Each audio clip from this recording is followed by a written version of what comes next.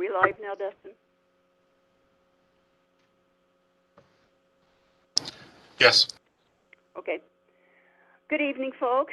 This is the convening of the Central District Board of Health meeting for Tuesday, December 8th, 2020. It is 5:15 p.m. I am Betty Ann Nettleton, the presiding chair. I represent Elmore County along with Representative Megan Blanksma. And I will go ahead and call the meeting to order. We will have roll call by counties, starting with Elmore County. Representative Blanksma, present.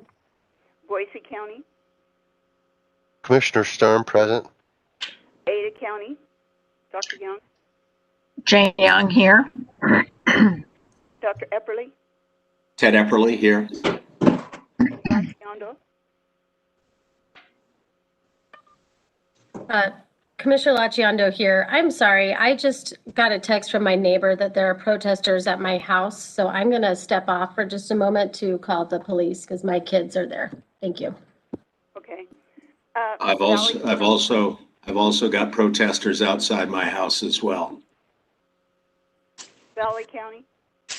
Commissioner Hasbrook, I'm present. Okay, thank you, folks.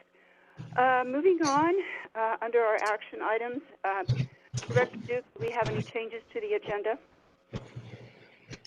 Madam Chair, there are no changes to the agenda this evening. Okay, thank you.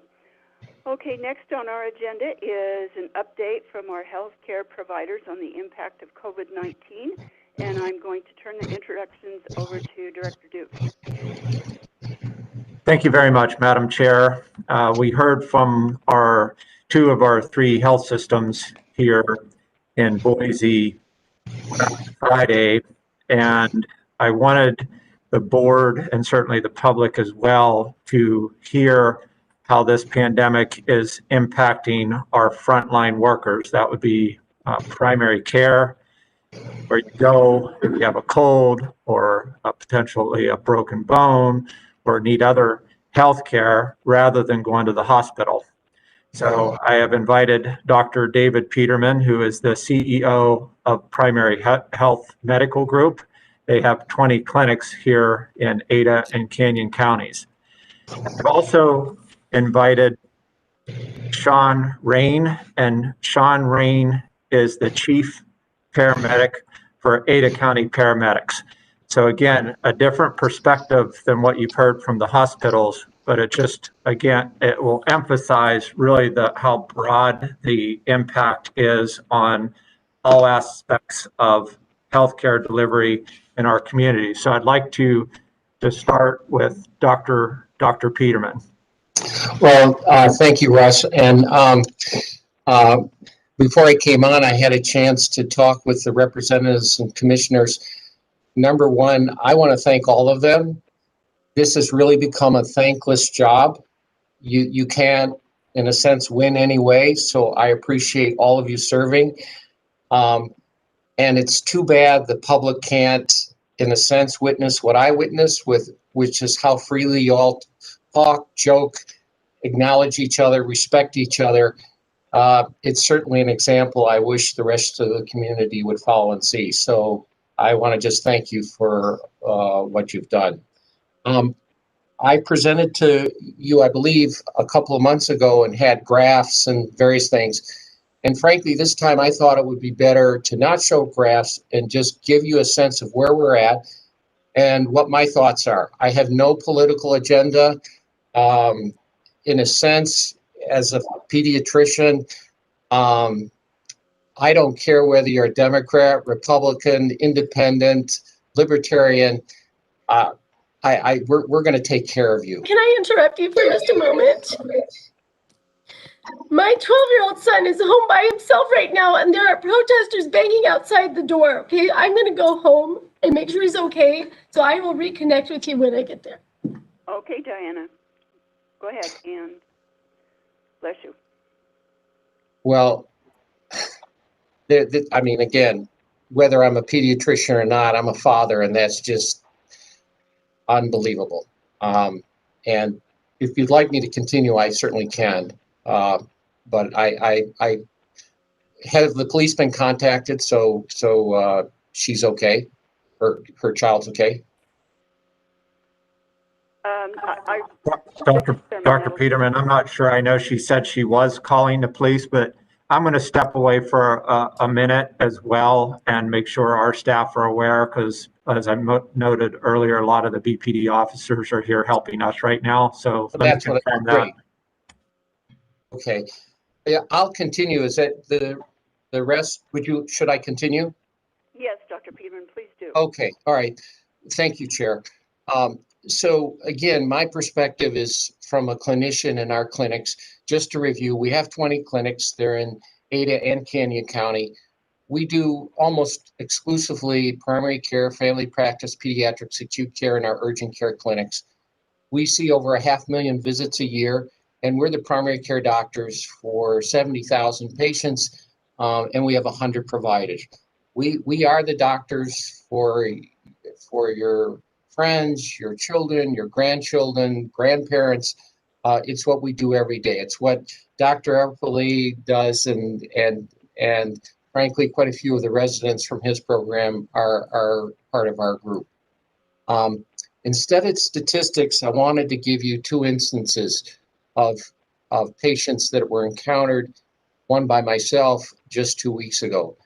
A mother brought in a child, a 2-year-old, and she had her 4-year-old with her. The mother was in tears, and the purpose of the visit was a regular exam, but to update on how the child's behavior was doing. This is a 2-year-old who was not using words, and this was a 2-year-old whose behavior was very abnormal.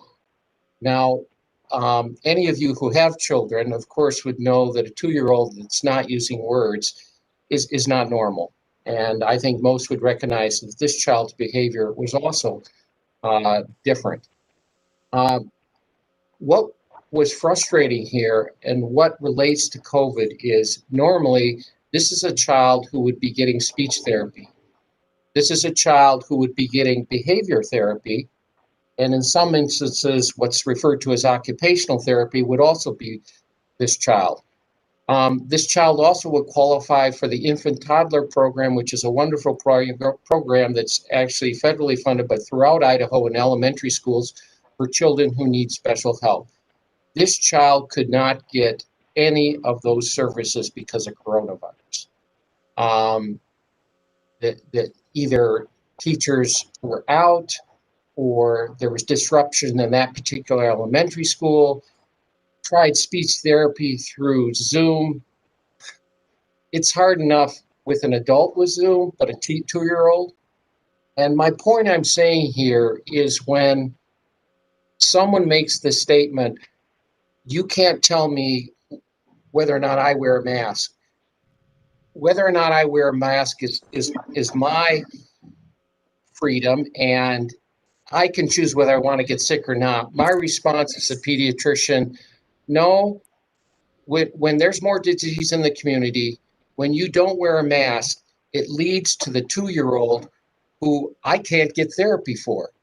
And we know very clearly children with this kind of deficit in language, the early intervention is incredible. It makes a difference. But every month, every day, every week, you delay that speech therapy or behavioral therapy for that child, you will have greater problems downstream. And so this is a kind of impact that is every day happening in primary care. The second case I want to bring to your attention is an 18-year-old, quote, who's a normal 18-year-old. Well, he was normal before COVID. He now has a scar on the left side of his chest that's maybe 12 to 18 inches long, and he now has wires that are connected to his heart and a pacemaker. He got COVID, and he developed myocarditis, and he now needs a pacemaker. Obviously, that is life-changing. Again, what am I bringing to your attention, to the public's attention?